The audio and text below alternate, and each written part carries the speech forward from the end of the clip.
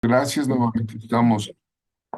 Estamos aquí en la Escuela Apostólica Profética Cima de Águilas. Eh, Vamos hoy a ver un tema muy especial que tiene connotación con la autoridad. Si usted conoce al escritor Watchman Nee, él editó hace muchos años un libro que es clásico. Se llama Autoridad Espiritual. Si alguno de ustedes llega a entrar a alguna librería cristiana y lo encuentra, y Autoridad Espiritual por Watchman Nee. Él es un chino, él es pues realmente un apóstol chino, estuvo muchos años preso y le llamaban Watchman porque él tenía un reloj en la cárcel. Él estuvo prácticamente más de 20 años en la cárcel eh, en los días de Mao Zedong, que era la China comunista, y él era un predicador, pero es muy interesante porque es un hombre que trae una filosofía, vamos a decir, todos sabemos la famosa filosofía china, ¿verdad? Pero es un hombre del evangelio extraordinario y se llama autoridad espiritual. Entonces, repito, si alguno de ustedes llega a una librería cristiana y conoce y ve el libro Autoridad Espiritual, vale la pena. Bueno, aunque esta clase no está basada 100% en ese libro, bueno, hablaremos el tema. Autoridad espiritual para el combate. Hemos visto el día de ayer esta situación de las guerras en Israel. Lo primero que debemos saber que en todo el universo, en los cielos, en la tierra y debajo de la tierra, Jesucristo tiene una autoridad absoluta. Él es denominado por Dios como un rey, pero de reyes. Es decir, está por encima de toda autoridad. Es un señor de señores, ¿no? Cuando él está hablando con sus discípulos antes de su ascensión, les dice, toda potestad, todo poder me es dada en el cielo y en la tierra. Entonces, es un fundamento extraordinario, maravilloso, que como creyentes en Jesús, el Hijo de Dios, debemos tener bien presente toda autoridad. ¿Sí? Ahora, a nosotros nos ha dado autoridad. Nosotros, la iglesia, tenemos una autoridad delegada, es decir, nos cede algo de su gran autoridad y eh, para ejercer algún tipo de autoridad y más en la guerra espiritual, uno debe representar un principio que pueda respaldar, ¿no? Y que esté dispuesto también a ejercerlo, ¿no? La autoridad se ejerce, así de sencillo. En Lucas 10:19, el Señor dice a sus discípulos, he aquí les doy potestad, ¿no? Es un poder, una autoridad de hollar serpientes y escorpiones. Hemos visto que en las analogías que usa el Señor de metáforas, de serpientes y escorpiones son demonios, son eh, seres espirituales. Les doy potestad de hollar serpientes y escorpiones y dice, y sobre toda fuerza del enemigo, y nada os dañará. Entonces, la autoridad delegada por el Señor a sus discípulos es formidable porque dice, nada los va a dañar, ¿no?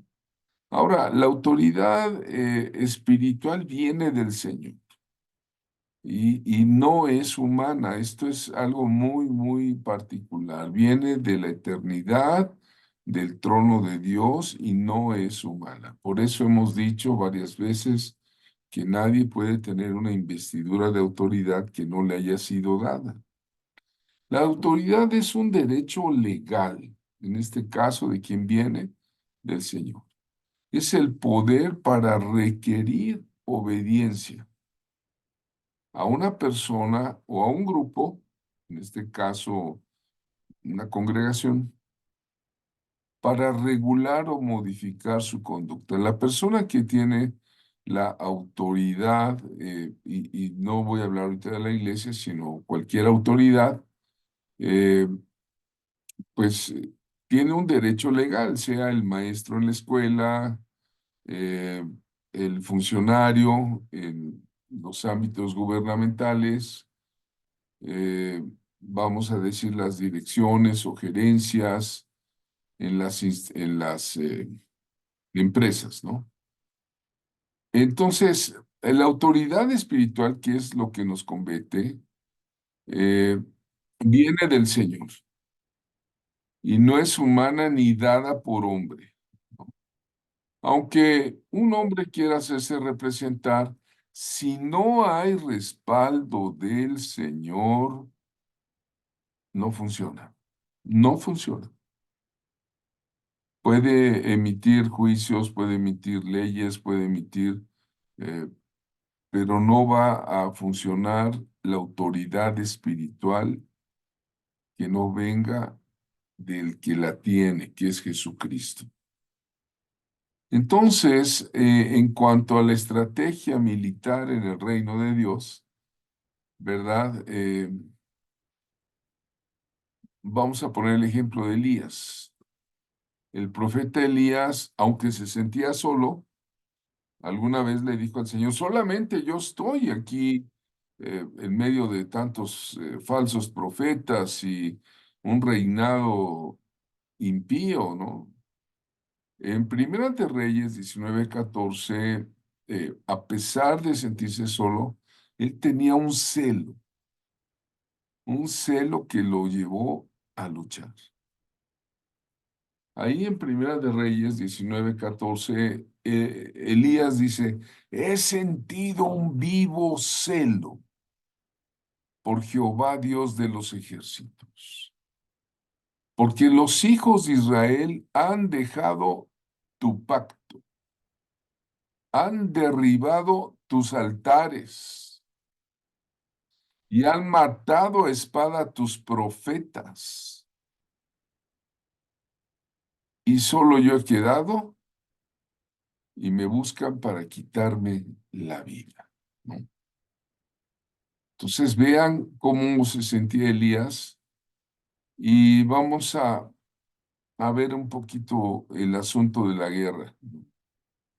Cuando las naciones están en guerra, siempre va a haber una organización de inteligencia y esa organización va a tener un respaldo de autoridad. Ahora, entonces, decíamos que la autoridad espiritual eh, debe tener un principio, ¿no? Y el principio que tenemos nosotros es que proviene del mismo Señor Jesucristo, Rey de Reyes, Señor de Señores. Si no, no es autoridad, es un remedio de autoridad. O puede ser una autoridad espuria, puede ser una representación de autoridad, pero la autoridad espiritual proviene del Señor. Ahora seguimos hablando de autoridad, entonces vamos a ver la iglesia contemporánea y las reformas espirituales que se requieren para este siglo XXI.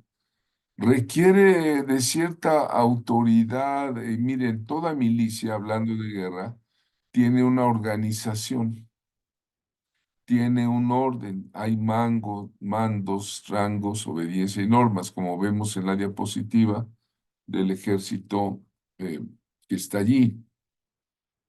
En una iglesia local, bueno, también hay autoridades, ¿no? Hay pastores, diáconos, profetas, hay un establecimiento, una red apostólica, bueno, donde están los 5 ministerios, ¿no?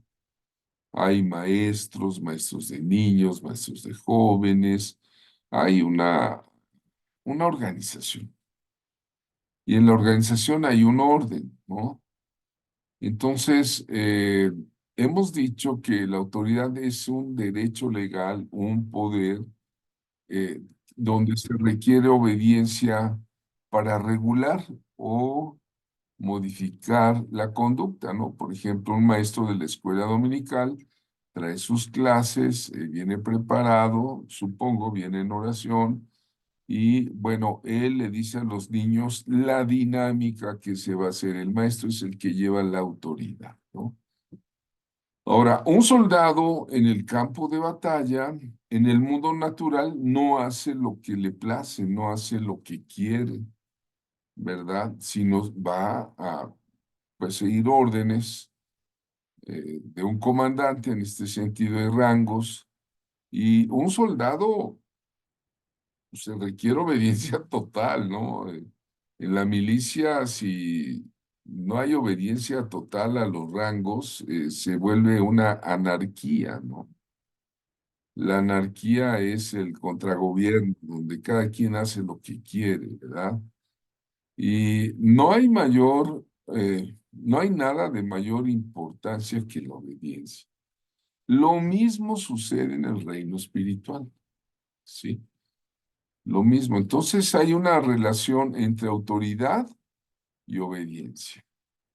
Nadie puede tener autoridad si no está bajo autoridad. Incluso Pilato le dice al Señor, cuando lo tenía en sus manos, dice, ¿qué no sabes que yo puedo dar una orden para crucificarte?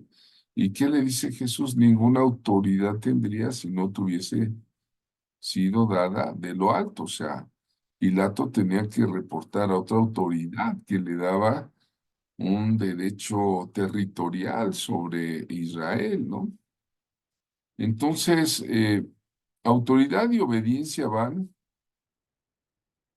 juntas. Así en la guerra lo mismo sucede, ¿no?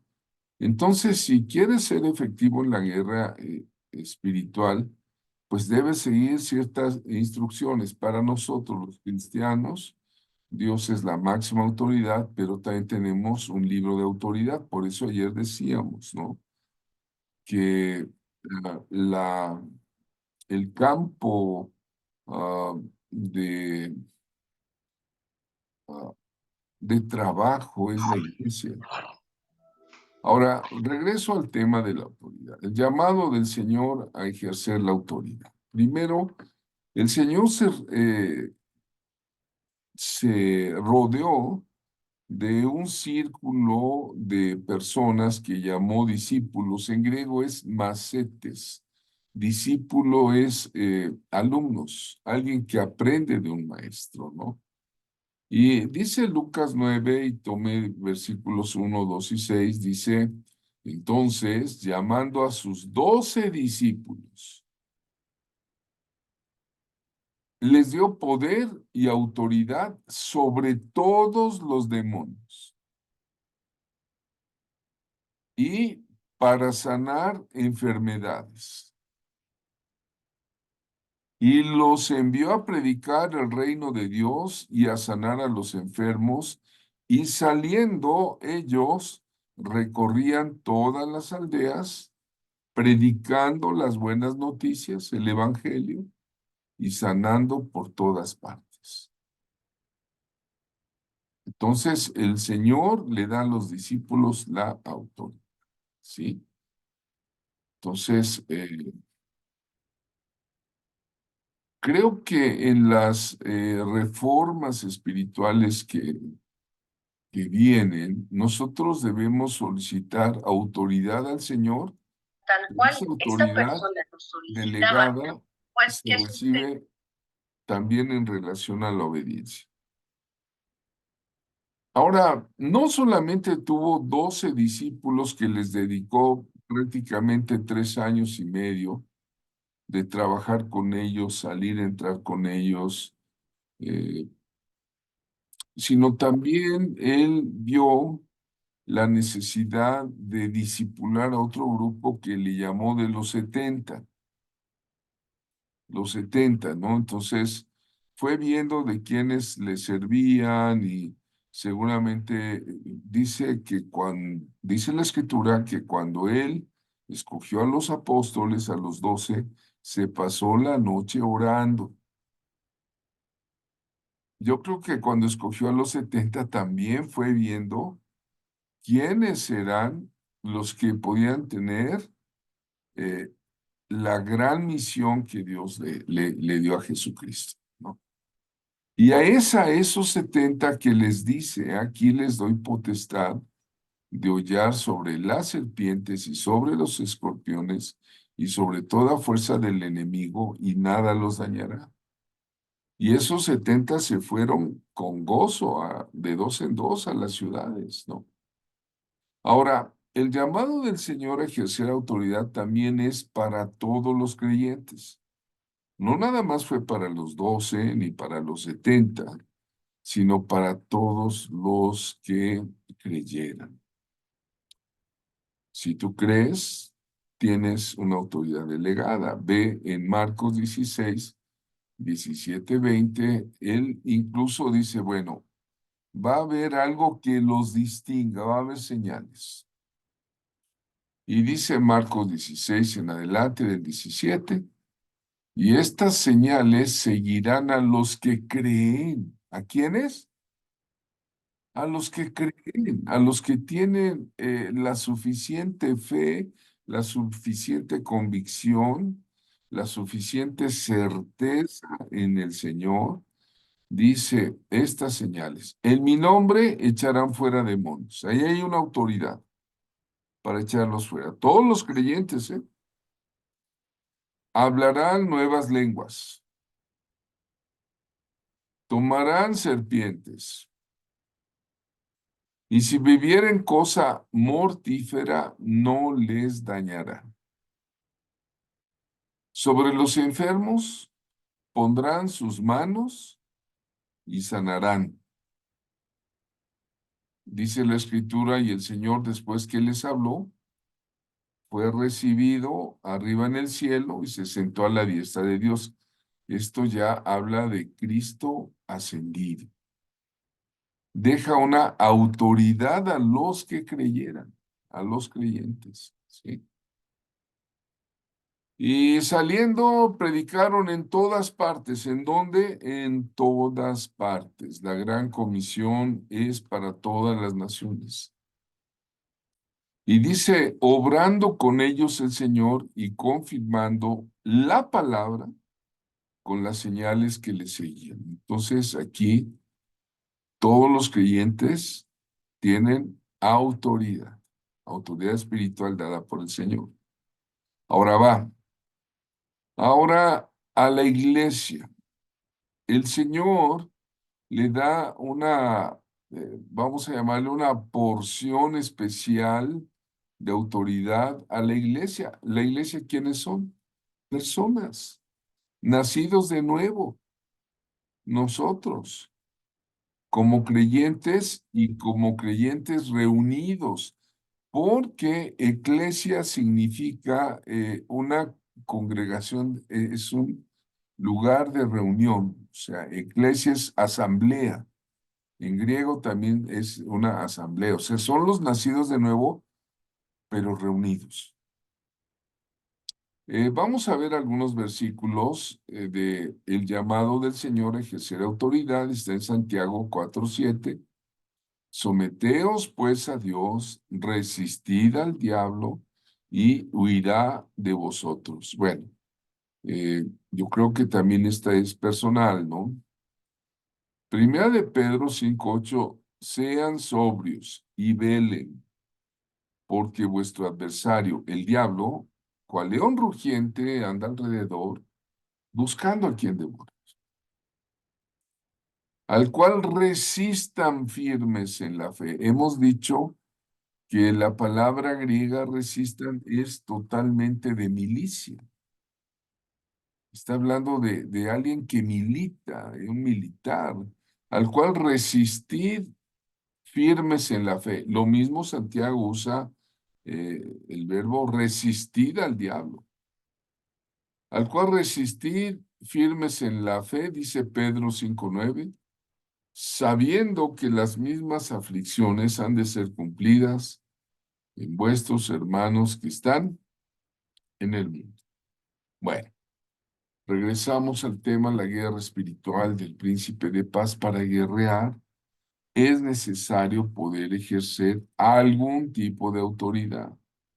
Entonces, el mover profético guerrero se va a caracterizar por un aumento en el nivel de manifestaciones sobrenaturales. No se sorprenda usted si Dios le empieza a poner casos de liberación, casos difíciles, ¿no?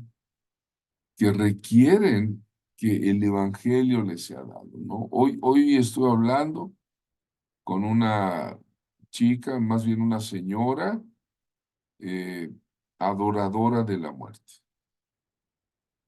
Dice, yo tengo altar.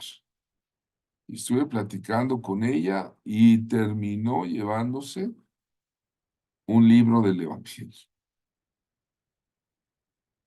Entonces seguimos trabajando. ¿Por qué? Pues porque hay una autoridad espiritual dada por Dios.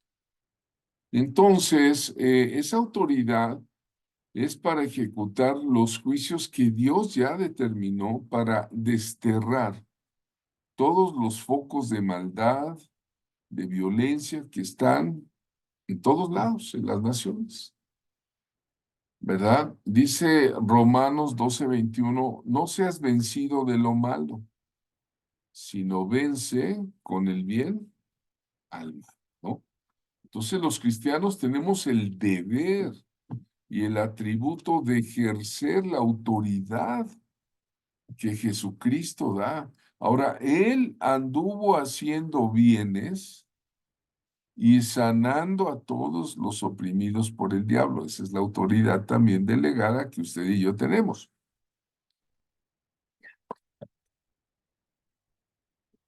Miren, entonces, todo lo que pueda suceder en la guerra natural también se debe aplicar con sabiduría en la guerra espiritual, ¿no? De esos principios. Ahora, como cristianos, otra vez tenemos el deber y el atributo de ejercer autoridad ante el mal.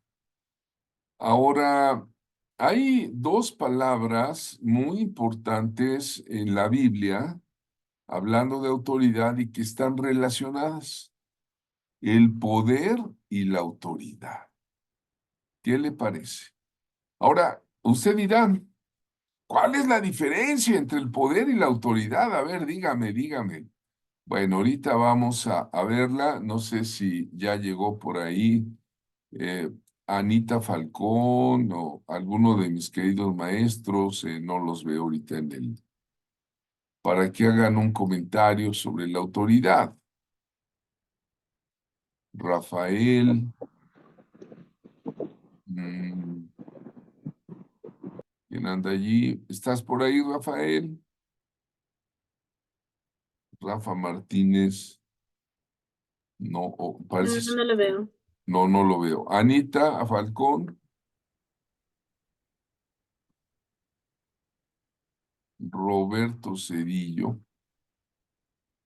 Bueno, Roberto ha estado algo enfermo, pero me dijo que hoy iba a ser lo posible en conectarse. ¿No está ninguno de los maestros auxiliares? Bueno, entonces vamos a continuar con la explicación. ¿Cuál es la diferencia? Ay, ¿qué pasó? ¿Qué pasó? ¿Qué pasó aquí? ¿Cuál es la diferencia entre poder y autoridad? ¿Cuál es la diferencia? ¿Hay una diferencia entre poder y autoridad? Sí. En, en griego, autoridad se dice exousia. Exousia es el poder de gobernar, es la habilidad para sojuzgar, ¿no?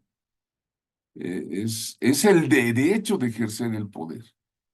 La autoridad no es lo mismo que poder, sino es el derecho de ejercer el poder, ¿verdad? Ahora, no hay autoridad si el poder no es delegado.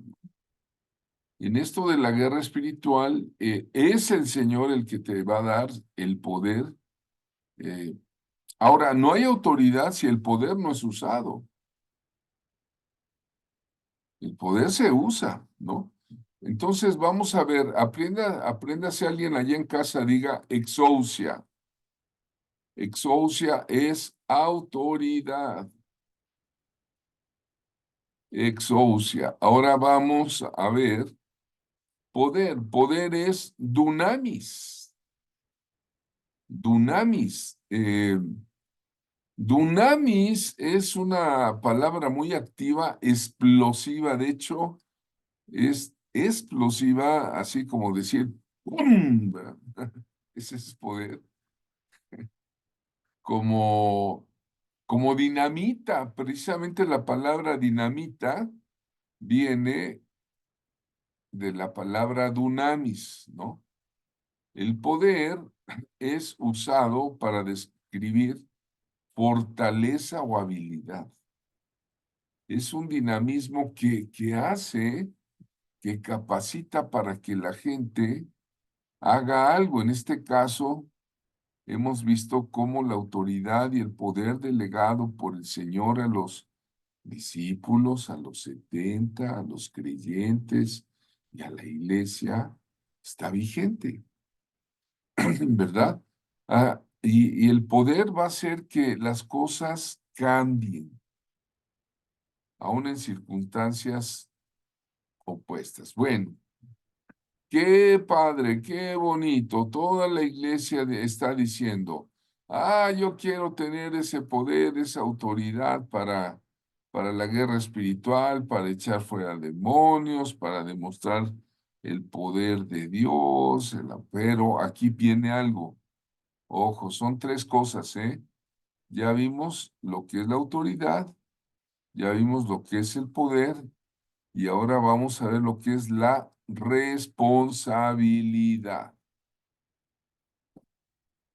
Son tres cosas, vean ustedes, poder, autoridad y responsabilidad.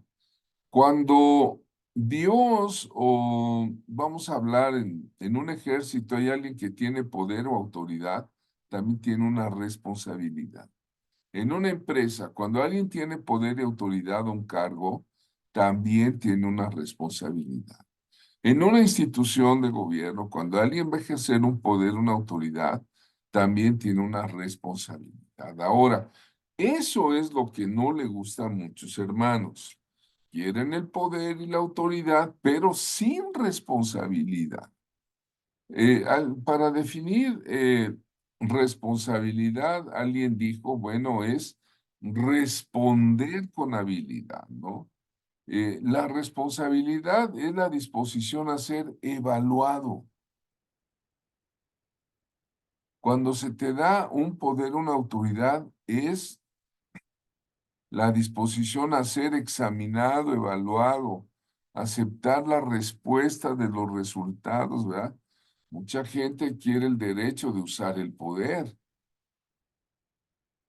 pero no quieren ser responsables de, de sus hechos, ¿no? Y no estoy hablando del poder social o político.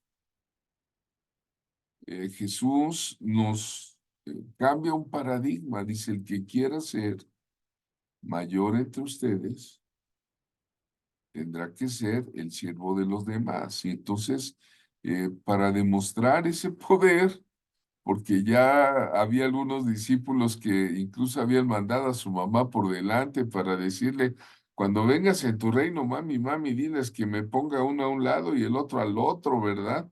Y ahí va la mamá, ¿verdad? ¿Cuántas mamás alcahueteras hay que quieren lo mejor para sus hijos? Pues así era la mamá de Santiago y Juan, ¿verdad? Fue y le dijo, Señor, cuando vengas en tu reino, pon a un hijo a tu lado y otro al otro lado, ¿no? Y entonces incluso lo oyeron los discípulos y se enojaron, se molestaron. Entre ellos dijeron, pues y ahora estos hasta mami mandan, ¿verdad? Y la respuesta del Señor le dijo, no sabes lo que piden, ¿no? No tienen idea de lo que están pidiendo. ¿Pueden ser bautizados? del bautismo que yo voy a recibir. Y bueno, el Señor se refería al bautismo de sufrimiento, ¿no? Y sí, efectivamente, aquellos dos hijos sufrieron por causa de Cristo, pero regreso al tema, el Señor para demostrar el poder que da el servicio. En el cristianismo no es como el poder de los grandes que ejercen en las naciones. Ahorita aquí en nuestra nación de México empieza a haber una revoltura ahí de poder, ¿verdad? Y bueno, yo les voy a decir algo. No, no somos partidistas aquí en la Escuela Apostólica Profética. No somos partidistas. No lo somos. Usted dirá, ay, ¿a quién le va, profeta? Bueno, eso me lo guardo yo el día de mi voto. Pero yo le puedo decir que la política divide. Si metemos la política en esto, la política divide, pero el evangelio une. El evangelio une. Y Jesús, nuestro amado, cambió los paradigmas, dijo, entre ustedes el que quiera ser el mayor tendrá que ser el que sirve a los demás, y un día se le ocurre hacer al Señor, al Adonai, al que les daba la autoridad, al que les daba el poder, al que le habían reconocido su grandeza al predicar, al hacer milagros, al echar fuera demonios. Ese mismo agarra un lebrillo, una tina de agua, ¿verdad? Se ciñe una toalla, Dios mío, y la hace de esclavo, porque era pues parte de la hospitalidad de una casa. Cuando alguien viajaba y llegaba a una casa, era parte de la hospitalidad, lavarle los pies, y llegaba el esclavo inmediatamente con el hebrillo de agua, con la toalla, le lavaba los pies. ¿Por qué? Pues porque se usaban sandalias. No había en ese entonces tenis Converse, ni Puma, ni ninguna de esos zapatos de calzado de hoy día. No, eran sandalias, y bueno, pues el polvo del camino se pegaba, y entonces el esclavo tenía que lavar los pies, y entonces empieza a lavar los pies de sus alumnos, de sus discípulos, y incluso hubo uno que le dijo, no, Señor, tú nunca me vas a lavar a mí los pies. Y el Señor le dijo, a ver, espérate, Peter, tranquilo. Si no te lavo, no vas a tener parte con nosotros. Y ahí es cuando, como decimos, le cayó el 20, ¿verdad? Y dijo, ay, no, entonces no solo los pies, aquí están mis manos, lávamelas, aquí está mi cabeza, dame champú, no. No, no, le dijo, no, no, no, solamente los pies, el que está lavado, ya está lavado. Bueno, entonces hay una relación con la responsabilidad, ¿no? El poder y la autoridad nos van a dar también responsabilidades. Así también somos responsables también de estar tomando este curso, por ejemplo, y pues es necesario decirlos, ¿no? Salir a la guerra sin autoridad puede traer problemas desastrosos. ¿A quiénes le dio autoridad el Señor? A sus discípulos, a los 70, a todos los creyentes, es decir, a la iglesia nacidos de nuevo. Había, usted se acuerda de los hijos de Xeba que eran exorcistas ambulantes. Hechos 19:13, leen su Biblia, dice, algunos de los judíos exorcistas. ¿Qué es un exorcista? Si no ha visto usted la película El Exorcista, entonces le voy a explicar. Un exorcista es alguien que usa un rito eclesiástico para sacar un demonio, ¿no? Expulsar. Pero bueno, voy otra vez. Judíos exorcistas ambulantes intentaron invocar el nombre del Señor Jesús sobre los que tenían espíritus malos, diciendo, os conjuro por Jesús, el que predica Pablo. Eran 7 hijos de un tal Exeba, judío, jefe de los sacerdotes, no era un cualquiera, era un jefe de sacerdotes que hacían esto. Pero el espíritu malo dijo, a Jesús conozco. ¿Ah? Y sé quién es Pablo. ¿Ah? Pero ustedes quiénes son. Y el hombre en quien estaba el espíritu malo, saltando sobre ellos y dominándolos, pudo más que ellos, de tal manera que huyeron de aquella casa desnudos y heridos. Y esto fue notorio a todos los que habitaban en Éfeso, así judíos como griegos. Y tuvieron temor todos ellos, y era magnificado el nombre del Señor Jesús. Entonces, ¿qué aprendemos aquí? Que salir a la guerra sin la autoridad, sin la autorización, bueno, puede tener problemas desastrosos, ¿no? Entonces, muchos santeros y cuanta gente, brujos, hechiceros, también echan fuera demonios, pero tarde o temprano el Señor Jesucristo se las va a cobrar, porque lo están haciendo con la autoridad del diablo, no lo están haciendo. Ah, porque el diablo tiene autoridad también. ¿Eh? Entonces, el consejo es que eh, cuando vayas a alguna cosa, no lo intentes tú solo. El Señor siempre enviaba de dos en dos, y si vas solo, por lo menos échale una llamada a tu cobertura o a un socio de oración o a quien tú guste, pero dile, acompáñame en oración porque estoy enfrentando algo, ¿no? Está una muchacha que va siguiendo a Pablo eh, y pues el demonio venía atrás de ellos. El demonio, el espíritu de adivinación que traía, decía una verdad y ya por 3 días venía diciendo, estos son siervos del Dios Altísimo que les anuncian las buenas noticias, pero pues llegó el momento en que Pablo le dijo, en el nombre de Jesucristo te mando, te ordeno, te comando que salgas de ella. Y salió en aquella misma hora el espíritu de adivinación.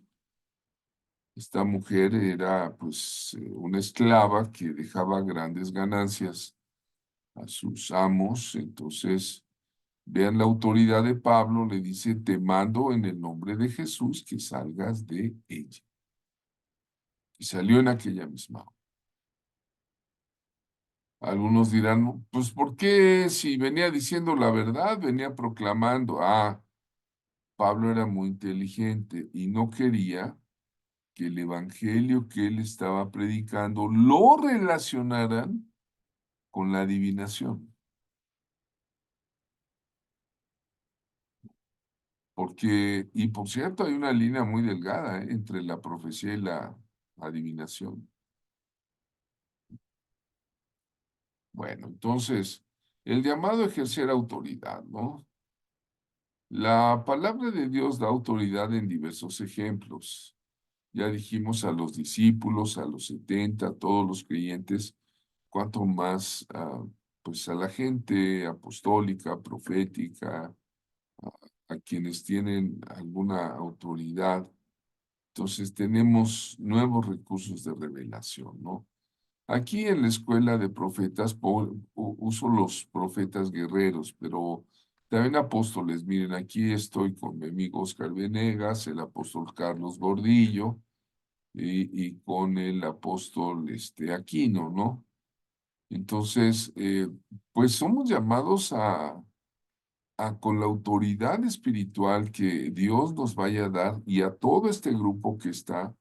eh, Hoy les pido que tomen autoridad del Señor porque es necesario empezar verdaderas revoluciones. Se espera una revolución nacional de santidad que hagan que los pueblos de las colonias donde usted está, sus amistades, se vuelvan hacia Dios.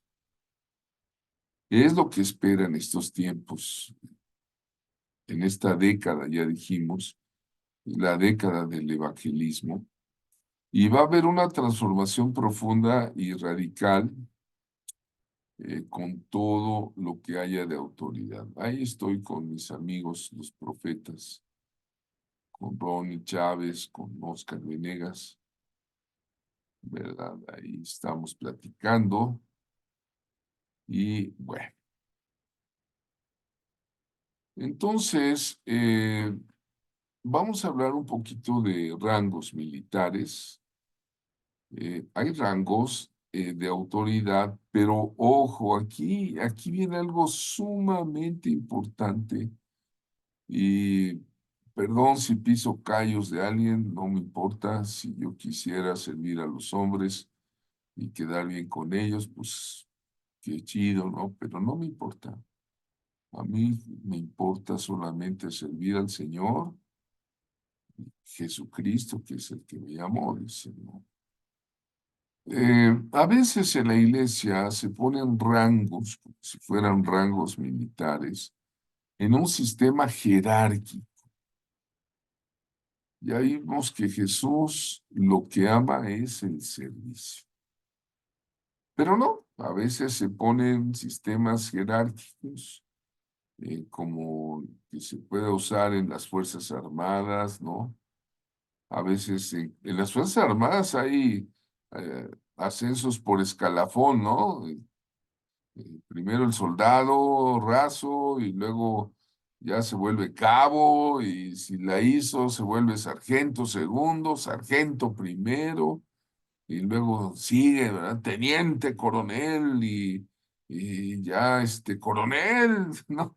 Y luego general brigadier y general de brigada, general de división, ¿no? Y cuidado con eso, mucho cuidado, porque no somos una empresa, no somos una institución, somos un grupo de personas salvadas, lavadas, para servir en el reino de Dios. Voy a subrayar otra vez, amados del Señor, para servir en el reino de Dios. Va de nuez, como dice, para servir en el reino de Dios. Porque luego hay movimientos institucionales eclesiásticos que están alejaditos del reino de Dios. Cuidado. Por eso el Señor les dice en Apocalipsis 2:6 a una de las iglesias, les dice, tienes esto, que aborreces las obras de los Nicolaitas, las cuales yo también aborrezco. ¿Lo ha leído usted en Apocalipsis 2:6? Seguramente se preguntó, ¿y quiénes son los Nicolaitas? Ah, los Nicolaitas son los seguidores de un tal Nicolás, dicen, ¿no? Bueno, los Nicolaitas son los que se ponen rangos, jerarquías. Nosotros no somos estilo el Papa, arzobispos, obispos y todas esas jerarquías que vienen de Roma. Y antes de Roma, de la Iglesia Católica Romana o de la Iglesia Ortodoxa griega o la Iglesia Ortodoxa rusa o muchas denominaciones protestantes evangélicas adoptan el modelo Nicolaita. En Apocalipsis 2:15 está otra exhortación a los Nicolaitas, pero en este caso esa iglesia retenía la doctrina de los Nicolaitas. O sea, aquí hay jerarquías, ¿no? Entonces, las jerarquías que Dios da son de servicio y en el reino de Dios entiendo que las medallitas se ganan. Ya vimos poder,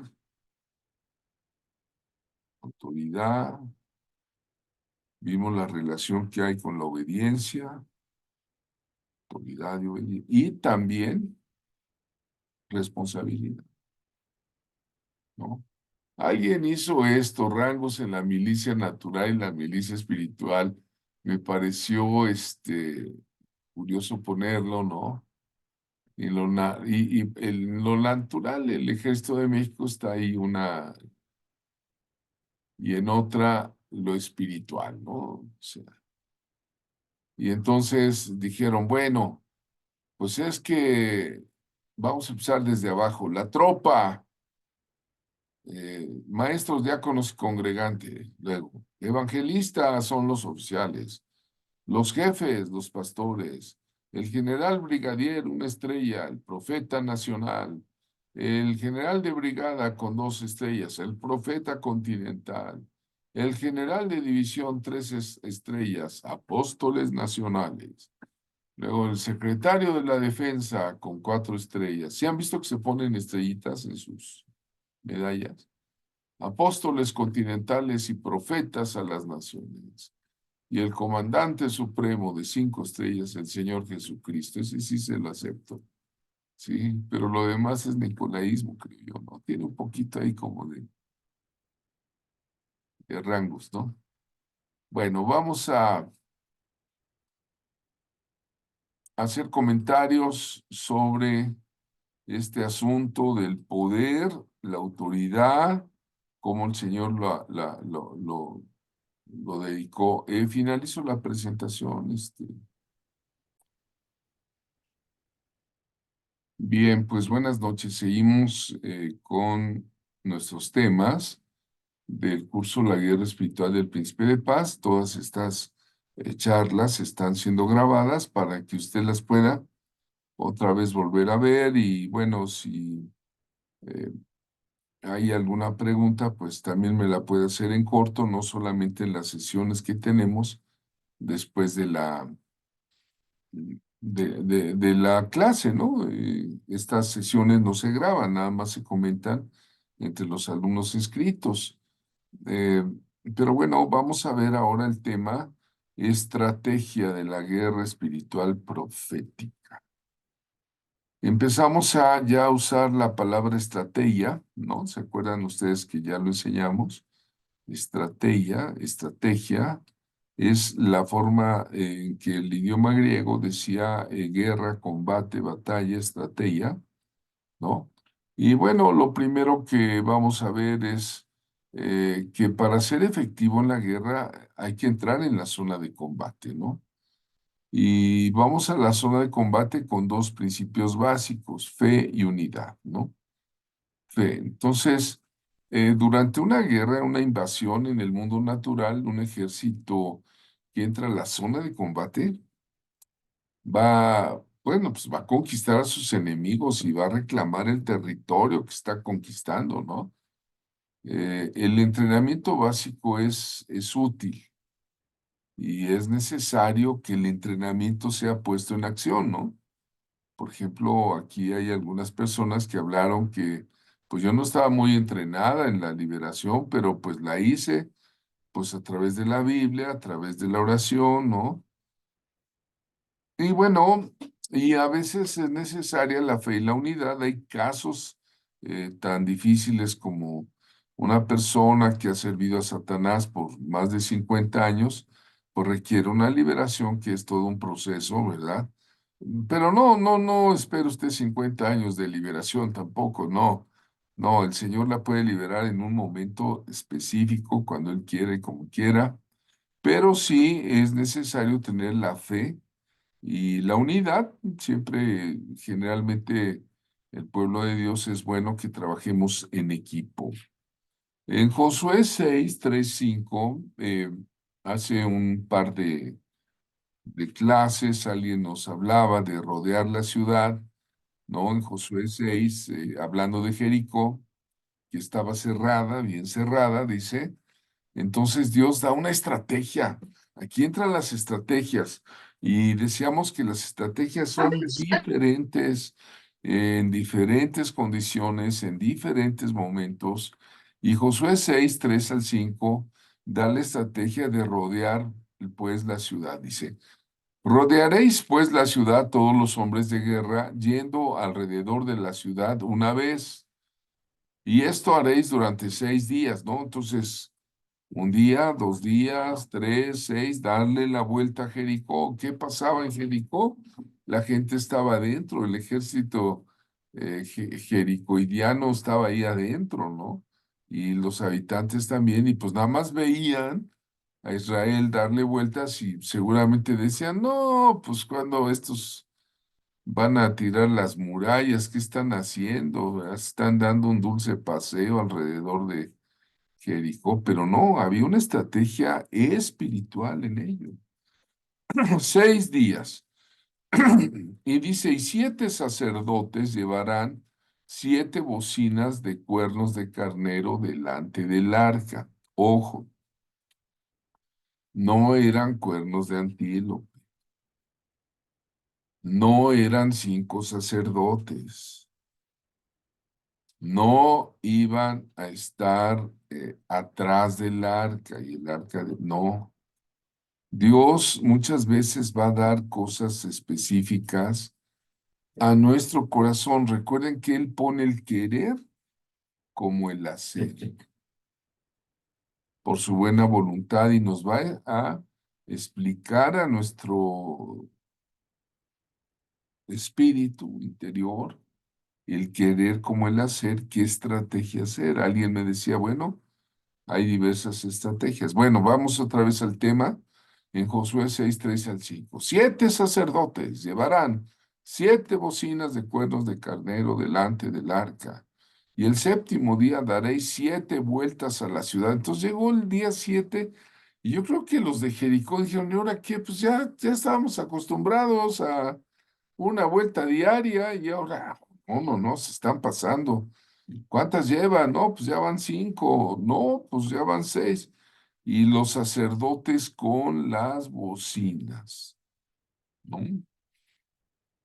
Y cuando toquen prolongadamente el shofar de carnero, así oigáis el sonido de la bocina, todo el pueblo gritará a una voz. Ayer les mandé un video que me gustó mucho de 500,000 personas en adoración, diciendo, no sé si lo vieron ahí en el sitio de WhatsApp. ¡Wow! Yo decía 500,000 santos en adoración y decía, y esto no es el cielo. ¿No? Entonces, pero ahora imagínense el pueblo gritando, ¿no? Aquí no era estar cantando en alabanza, no, no, aquí eran gritos de guerra, ¿no?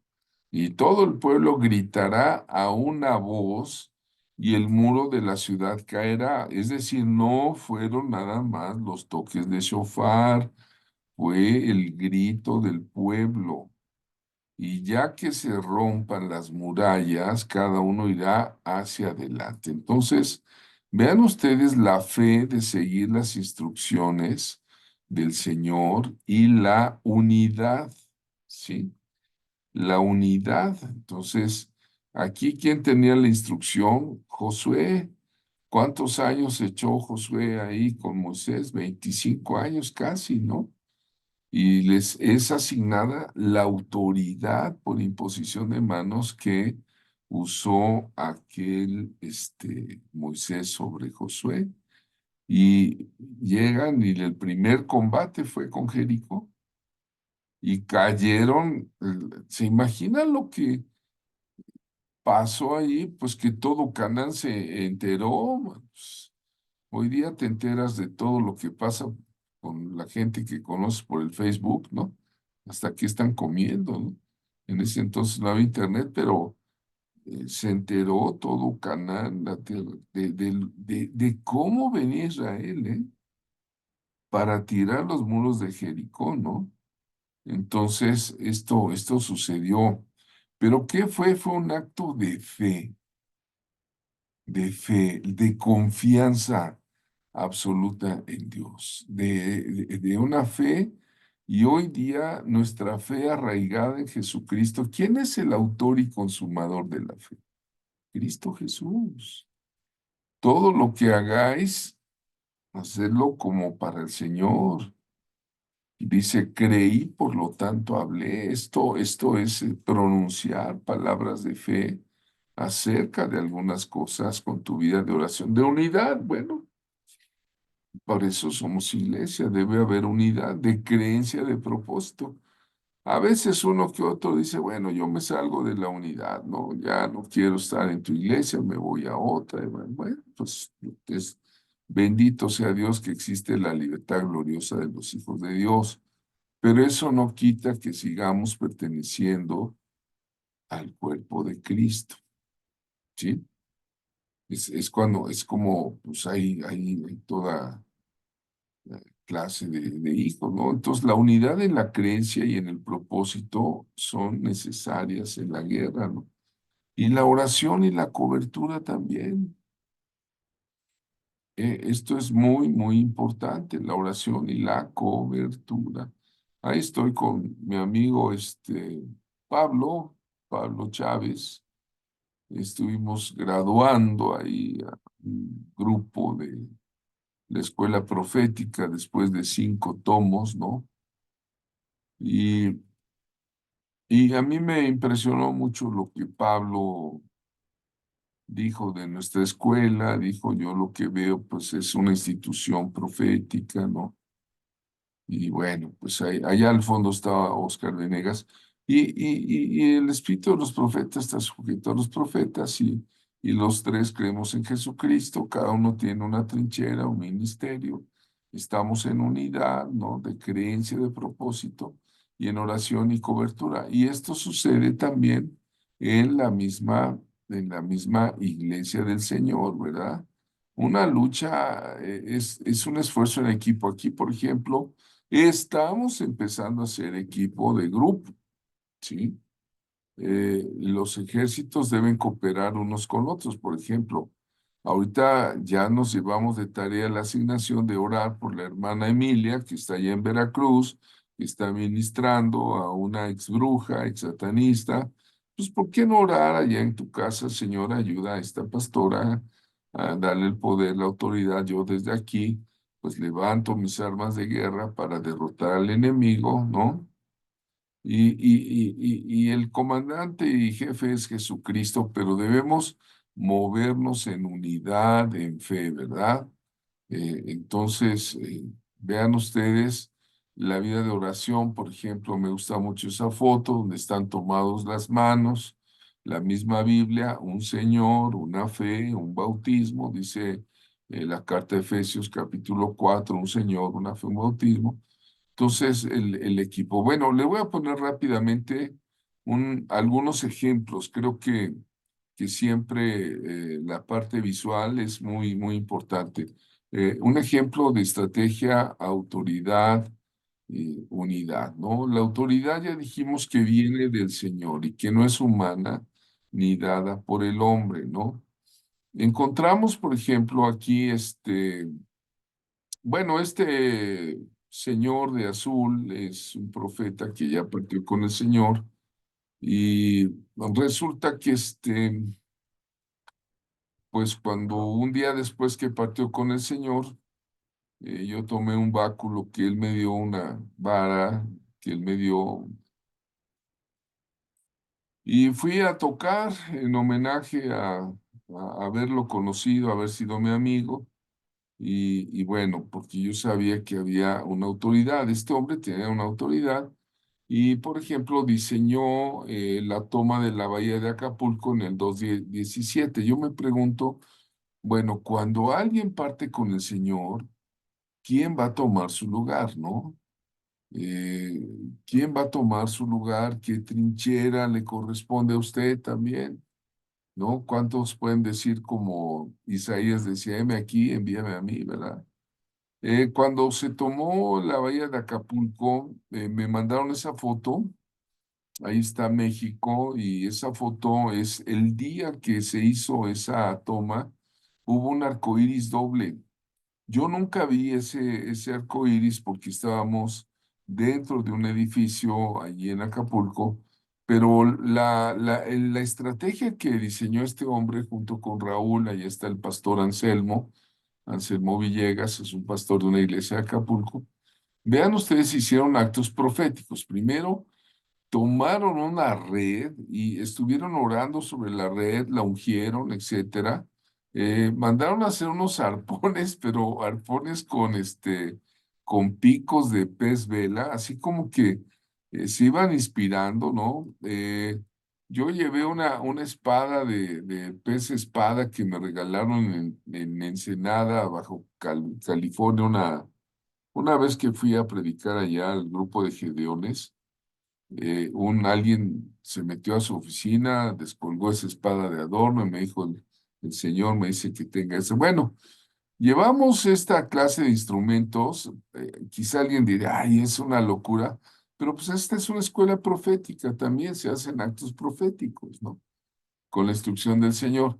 Vean ustedes todas las piedras con salmos, con versículos bíblicos que el Señor fue dando, se escribieron sobre las piedras y esas se fueron a arrojar a la bahía, ¿no?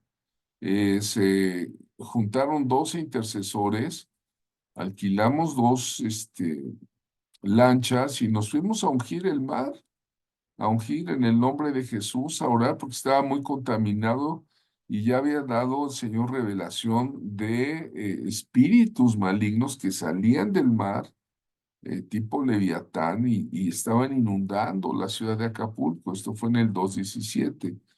Y entonces, incluso le pusieron un mástil ahí a una de las lanchas, ¿no? Con la bandera ahí está la bandera, miren, de Jehová Nissi, ¿no? Ahí está Karen, que es una sofarista extraordinaria, ¿no? Esta hermana. Y ahí vemos al profeta Carlos, ¿no? Aventando su arpón con una riata, ¿no? Puede parecer una locura. Usted dirá, estos locos, ¿no? Miren, la verdad es que sí estábamos así como locos proféticos, y, pero lo hacíamos para el Señor, porque eran instrucciones del Señor, porque había mucha violencia en la ciudad, ¿no? Entonces ya fuimos miren, ahí están extendiendo la red. Cuando nosotros empezamos a orar, se levantó un oleaje tan extraño. Miren, yo soy hombre de ciudad, yo soy de la tierra de volcanes. A mí háblenme del Popo, del Iztaccíhuatl, de la Malinche, del Pico de Orizaba, ¿no? Pero no de mar. Pero yo nunca había visto un oleaje interno, o sea, no era externo.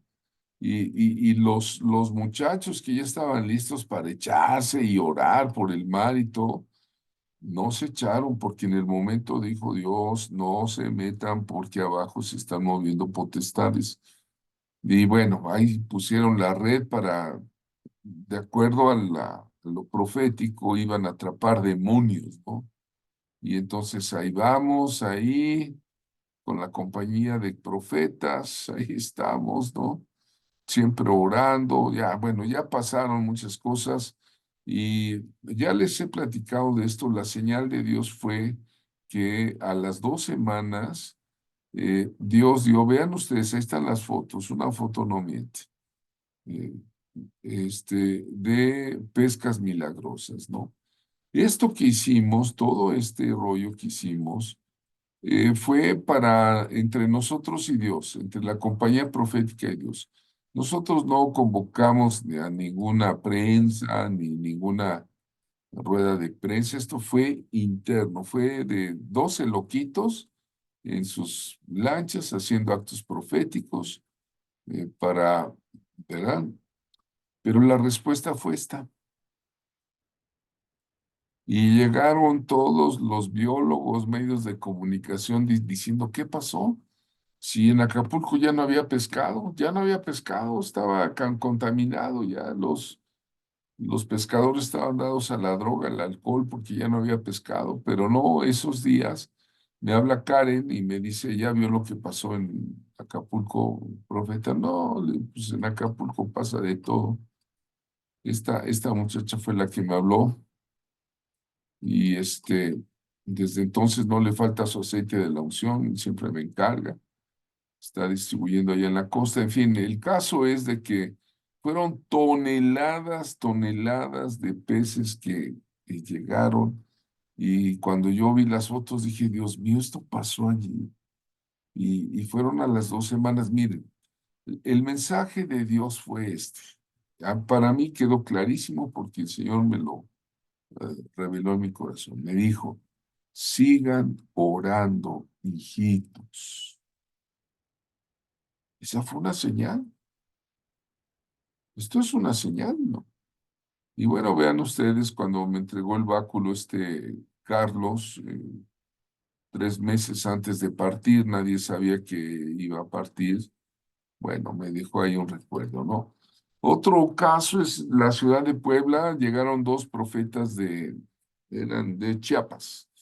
Y de Chiapas nos dicen, ustedes los poblanos tienen que orar en 7 montes, con actos proféticos o con oración para que tengan unidad las iglesias de Puebla. Pues vale, lo hicimos y fuimos con la alianza, entonces estuvieron presentes los 5 ministerios, ¿verdad? Como dice Efesios 4:11, el mismo constituyó a unos apóstoles, a otros profetas, a otros evangelistas, a otros pastores y maestros, y fuimos a un cerro que se llama el Cerro de la Paz. Y luego agarramos la camioneta y los autos, nos fuimos a otro cerro, al cerro de Romero Vargas, donde hay un note de idolatría, ¿verdad? Este, es un ídolo enorme, el Cristo le llaman ahí. Pues ahí fuimos a romper, ¿verdad?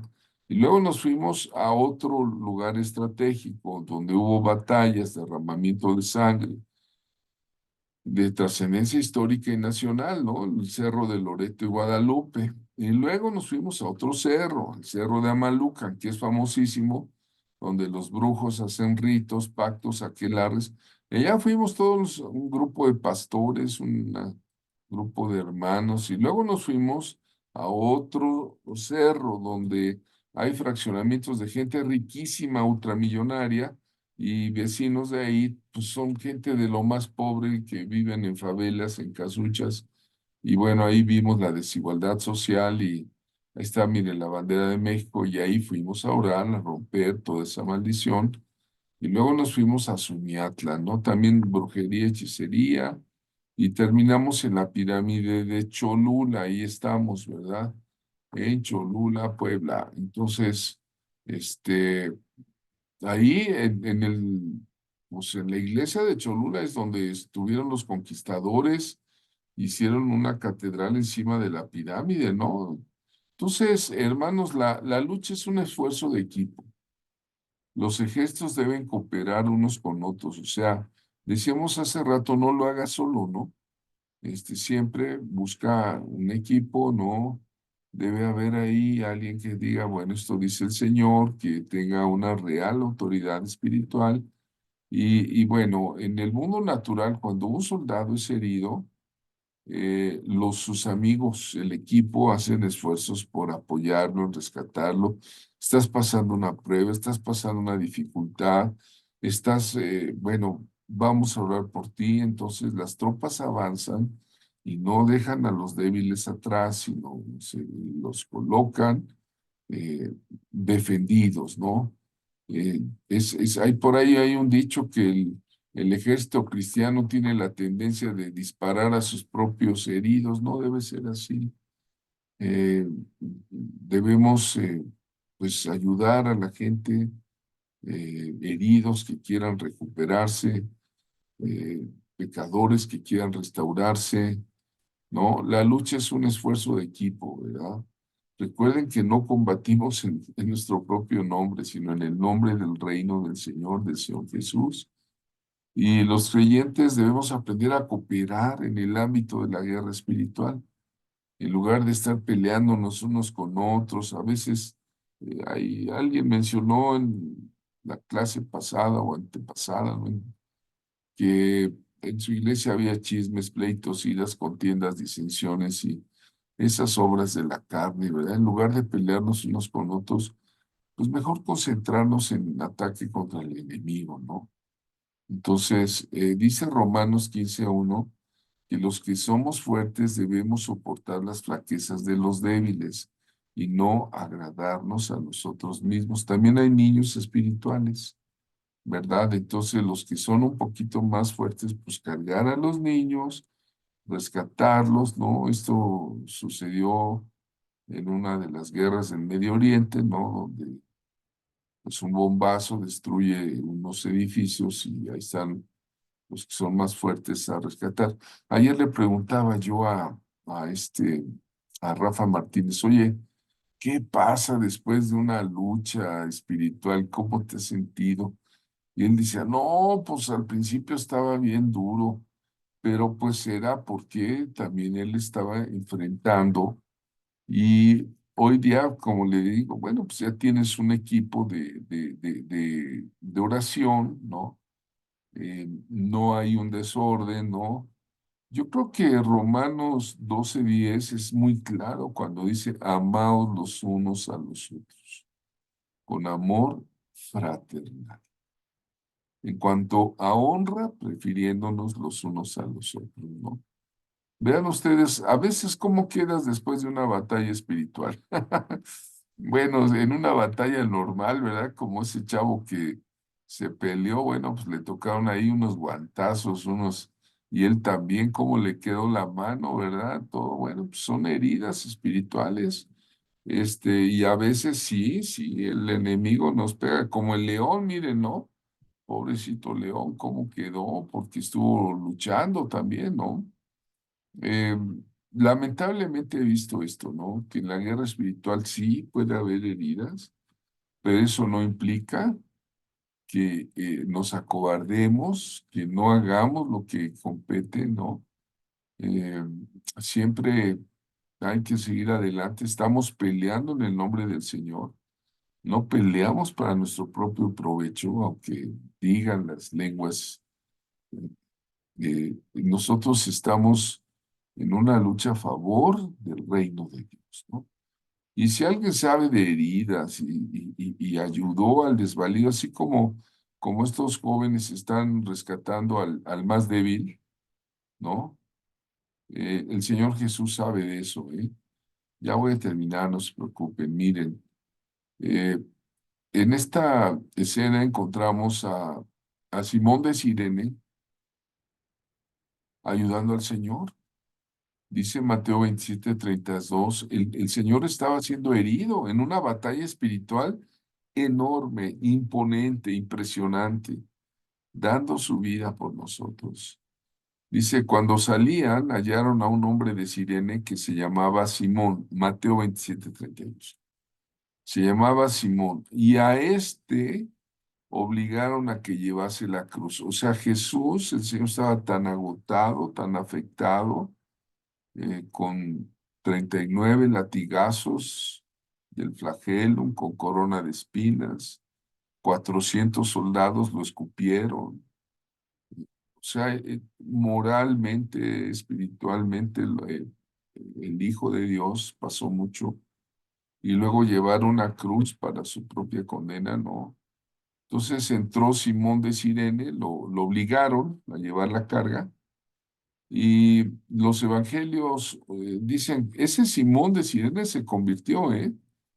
Dice Marcos 15:20 que era padre de Alejandro y Rufo, ¿no? Y Alejandro y Rufo después son mencionados en la carta a los romanos, ¿no?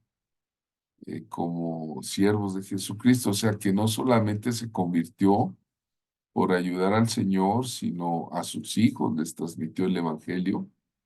Romanos 16, incluso Pablo dice que la mamá de Rufo, o sea, la esposa de este hombre, hay que leer entre líneas todo este asunto que les estoy dando. La mamá era como la madre del propio apóstol Pablo. La Biblia no habla de la mamá de Pablo, pero sí habla, dice, saluden a Rufo, o sea, el hijo de Simón de Cirene, escogido en el Señor, fíjate cómo le dice, y a su madre y mía. O sea, Pablo dice, es como mi mamá. Entonces, amados, eh, la lucha espiritual sí puede llegar a tener pues heridas, ¿no?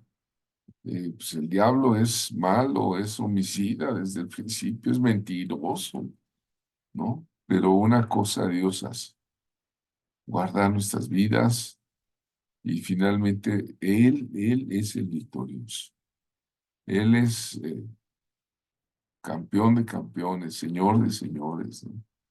Y todo lo que hagamos en la guerra espiritual, pues que sea con fe, con unidad, eh, y si vienen batallas, estemos listos, preparados para darle la gloria al Señor por los triunfos que vienen después de, pues sí, quizá algunos golpes, pero nos vamos a reponer y vamos a presentar al Señor la gratitud y la gloria. Él te va a abrazar, Él te va a decir. Finalizo la presentación con esto.